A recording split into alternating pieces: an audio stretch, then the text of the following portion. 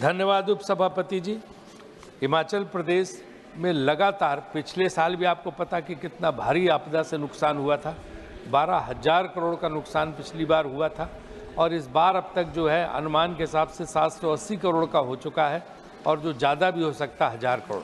पिछली बार 230 लोगों की जानें गई थी।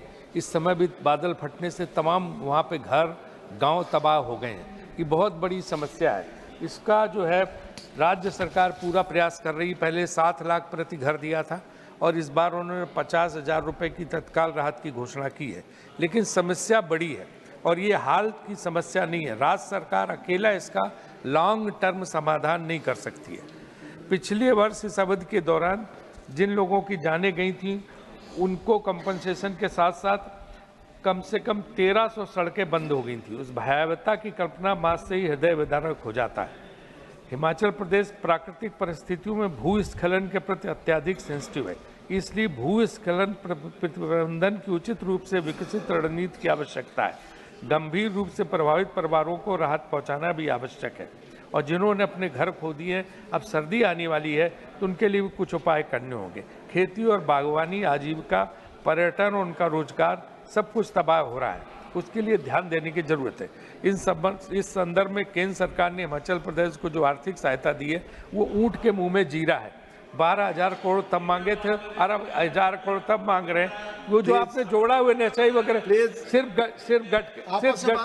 सिर्फ गडकरी जी ऐसे हैं कि जिन्होंने रोड के लिए मदद की है, गडकरी जी ने। बाकी भी मुख्यमंत्री जी मिलकर गए, प्रधानमंत्री जी से आग्रह किया है, प्रधानमंत्री जी से आग्रह किया है, प्रधानमंत्री जी ने उनको आश्वासन दिया है। तो मेरा वही मानना है कि वो आश्वासन पूरा हो।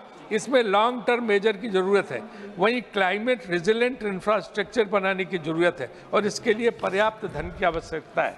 मैं इस संबंध में 14th लॉ कमीशन को, फाइनेंस कमीशन को कोट करूंगा कि what the 14th finance commission said, a large forest cover provides huge ecological benefits, but there is also an opportunity cost in terms of area not available for other economic activities, and this also serves as an important indicator of physical disability. The Commission recommended for compensation mechanism and incentive mechanism.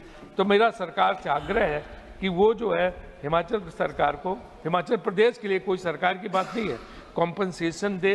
पिछली बार का 12,000 करोड़ की मांग थी, वो कम से कम पूरा करें और अभी जो नुकसान उसका करें। सबके हित में है, देश के हित में है।